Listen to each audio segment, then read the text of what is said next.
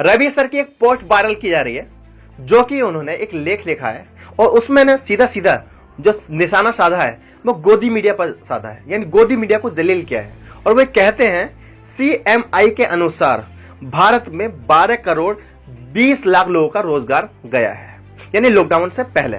Lockdown के बाद तालाबंदी खुलने के बाद 2 करोड़ लोगों को रोजगार पर वापस बुला लिया गया, यानी अभी भी 10 करोड़ 20 लाख लोगों का रोजगार चला गया है। और भारत की गोदी मीडिया चुप है। भारत की गोदी मीडिया इस पे रोजगार के ऊपर बात नहीं कर रही है, सरकार से कोई सवाल नहीं कर रही है।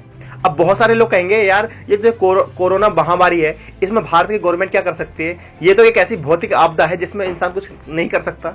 तो इस पर रवि सर क्या कहते हैं, रवि सर ने एक आर्टिकल लिखा जिसमें उन्होंने बहुत अच्छा एग्जाम्पल दिया जर्मनी का।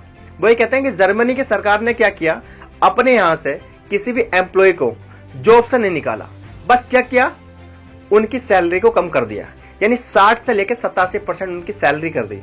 यानी मान लीजिए जर्मनी में किसी एक बंदे को सैलरी मिलती है 10,000 रुपए इंडिया के अनुसार, अब उसकी सैलरी उन्होंने या तो 6,000 कर दी या 8700, इन दोनों के बीच कर दी, लेकिन किसी को भी जॉब से नहीं निकाला।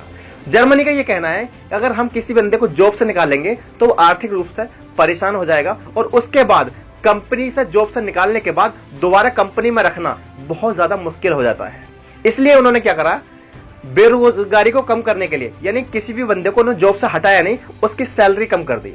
और वहां मार्च से लेकर अप्रैल का जो बेरोजगारी का जो अनुपात निकल कर आया है लगभग 5% का हमेशा रहता है, यानी 5% लोग जर्मन में हमेशा बेरोजगार रहते हैं।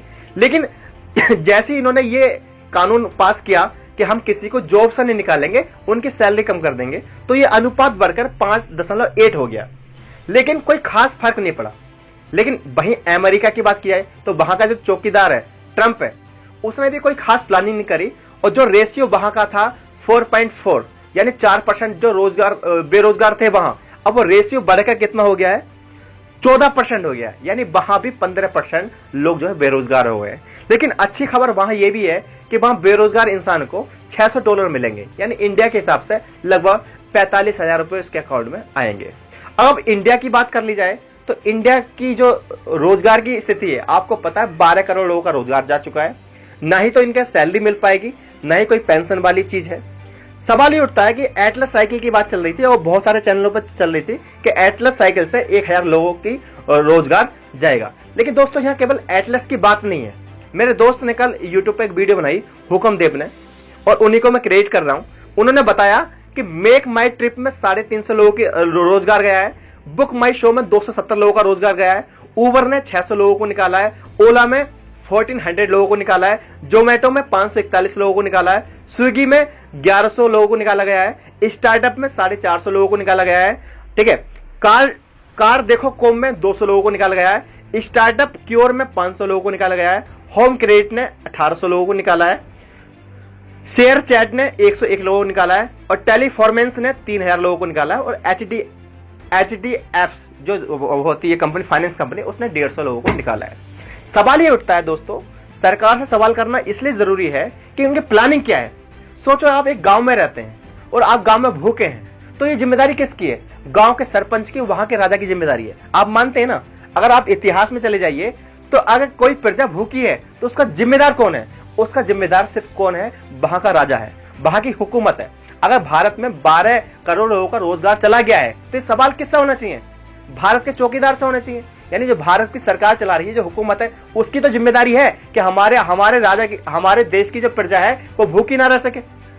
अब सवाल ये है, अगर इनको जॉब नहीं मिलेगी, 12 करोड़ लोगों को जॉब नहीं मिलेगी, तो क्या प्लानिंग करी है सरकार ने, क्या कोई पेंशन दी जाएगी, या आगे कौन सी फ्यूचर प्लानिंग हो सकती है इन लोगों के लिए। क्योंकि हम सबको पता है भारत बेरोजगारी के मामले में तो हमेशा अव्वल रहा है, लेकिन लॉकडाउन के बाद ये स्थिति और बढ़ने वाली है, और यकीन मानिए 2-3 महीने में इसका अनुपात आपको और ज्यादा देखने को मिलेगा। तो सवाल यही है दोस्तों कि भारत की गोदी मीडिया जो इस समय सरकार से सवाल करना चाहिए कि आपकी प्लानिंग क्या है, आप भारत के जो नौजवान हैं जिन्हें नौकरी से निकाल दिया गया है, इनके लिए आप क्या कदम उठाएंगे, ये सवाल तो कर नहीं रही। बशर्ते क्या कर रही है, वो सरकार की गोद में बैठने के बाद, अपने पैरों में घुंघरू बांधने के बाद मुजरा कर रही है और सरकार की प्रवक्ता का वो काम कर रही है। बाकी आप इस नजरिए को किस तरह देखते हैं, क्या प्लानिंग हो सकती है और भारत की गवर्नमेंट को क्या प्लानिंग करनी चाहिए जो लोग बेरोजगार हुए हैं। मैं उम्मीद करता हूं ये वीडियो आपको पसंद आई होगी। अगर आपको मेरा काम पसंद आए तो इस वीडियो को शेयर कीजिए, लाइक कीजिए, कमेंट कीजिए और हाँ, आप मुझे इंस्टा और ट्विटर पर जरूर फॉलो करें।